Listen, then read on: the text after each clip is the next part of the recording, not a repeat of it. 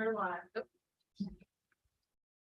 All right, this is a special meeting of the Personnel Committee. It's Tuesday, June 21st at 3 p.m. I'd like to call the meeting to order and acknowledge that the press and the public have been duly notified of the meeting in accordance with the Freedom of Information Act. All members are present.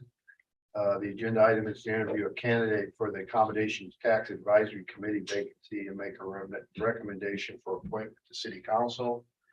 I'd just like to again, refresh everybody that there's one open position and it's in the hospitality area of the requirements for the composition of the ATAX committee. And we're here to interview Lori Clark. Welcome. Thank you so much. Pleasure to be here. Oh, I'm sorry. That's your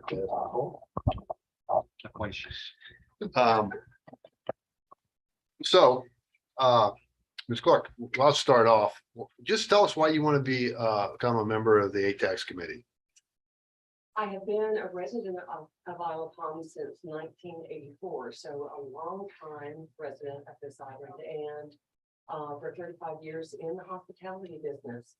I've been asked on several occasions to come forward and just feel that as a resident and also just as a member of the electorate, that it is my responsibility to offer any assistance or insight that I can, and this seems to be a good way to enter.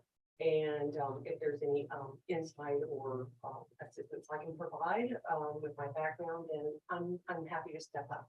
Why don't you tell us a little bit about your background and how I guess you've been involved with the hospitality industry for years, but can you expand on that a little bit? I can. I started my professional career in 1982. I hate to even say those dates because it certainly goes way back. But I've always been in the hotel business to start with, the Francis Marion Hotel downtown Charleston to start with. I then went to work for Charleston Place Hotel, and that was 2 years prior to it opening. So I was on the pre-sales side of events and stayed there for years. Moved and worked for the Ritz-Carlton Hotel Company in Atlanta, Georgia, the Stouffer Hotel Company in Dayton, Ohio, and returned to the islands because I love Isle of Palms, and I had a home here as well, which I had to leave, and it was rented, so I was a landlord as well.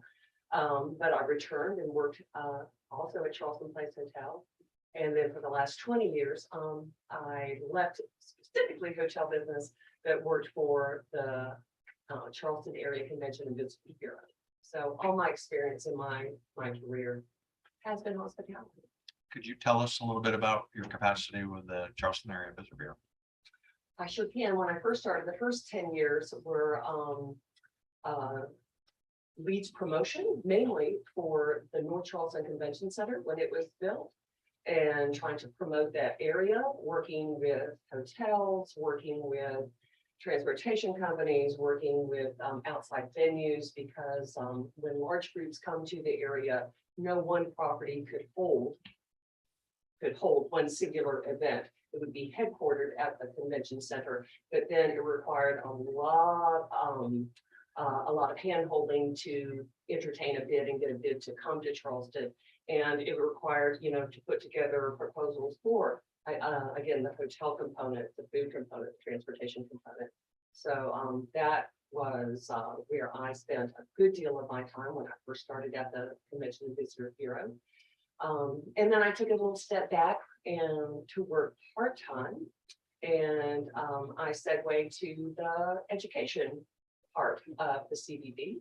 And there I worked with, folks, the best way to say it is for people coming from out of town and wanting and being hired by hospitality industry hotels. And it could be restaurants, it could be transportation companies, it could be DMCs, it could be lots of those. But let's just say they first came here from a different area, from Florida, from North Carolina, from New York, and they were tasked with trying to sell the Charleston area, because that's what you do first in all of this, by the way. You sell the Charleston area first. I don't care what industry you work for, that's what you do. but the CVB felt it was important to really showcase all of the different parts of Charleston for these very, very, very new and novice employees, so they could be better when they went back into whatever field that they were in within their positions to South Charleston. So we did like a familiarization trip. I don't know if you know that term or not, but it was like a fam trip for all of those new employees hosted by the CBB. And for one day, for 5 weeks, at 5 different times, we would just go out and do and see and familiarize these folks with everything that Charleston had to offer. It was great fun. I did it for 10 years. Did you take them to Isle of Palms? We did not take them to Isle of Palms. Oh, okay. We did not. No, and I live here. But what we did do is highlight in Mount Pleasant, and we highlighted going over the connector and all the beaches everywhere that they could be, on the water.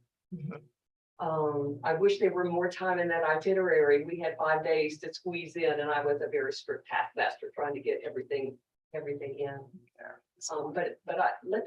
Let me just state that when I worked for the CVB for 20 years, honestly, every single day and every single person that works there, before you can even talk about your own specific, area of expertise, you were always talking about the Charleston area. You were always selling to people who have no idea where this is.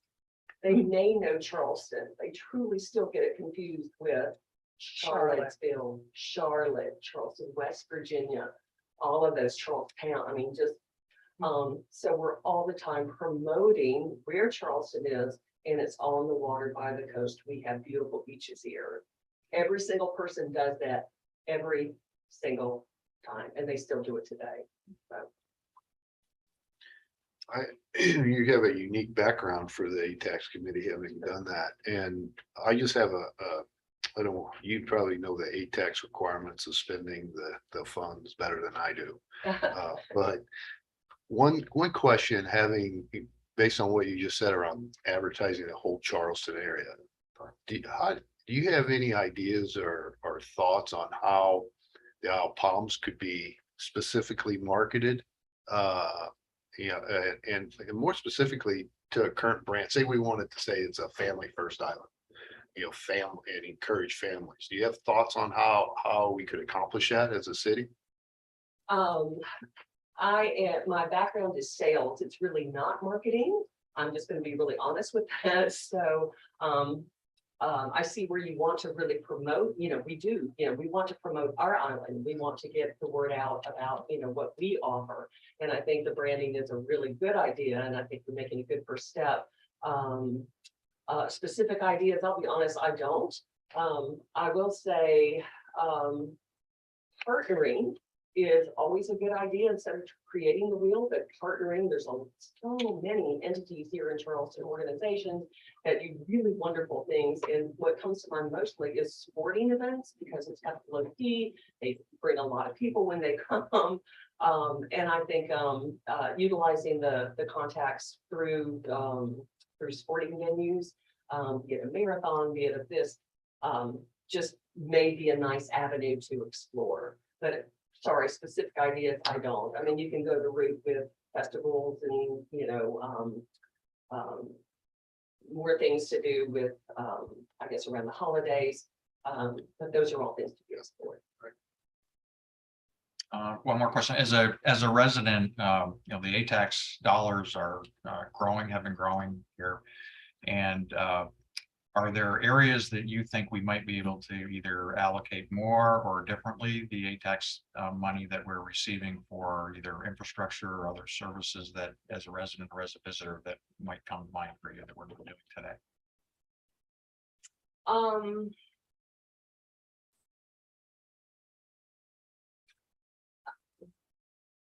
I think I would keep an open mind. Let's just, I don't want to say where I think, specifically things might go. Let's just, because I don't know what, I'm just not sure where, what would be presented. And I don't want to be biased on any point. I want to, give an open idea. And I think, now the time since I have retired, I feel I can, just listen with open ears and see what's presented to try to make the best decision possible as to where to allocate those money. I'd like to thank you for coming forward and let you know that there is, I think we did appoint a marketer to the ATAX committee, didn't we? Yeah. So we have, That skill set's there. definitely. yeah, we definitely have those skill sets. And I think your skill set is basically having an understanding of CVB and what they are and what they can and can't do. And that's one part of our ATAX spending, but it's a big part. And so that's where I see your special skills. You may not be able to, you're probably more going to be, yeah, you can do that, or no, you can't do that in terms of what they ask for at all. But and with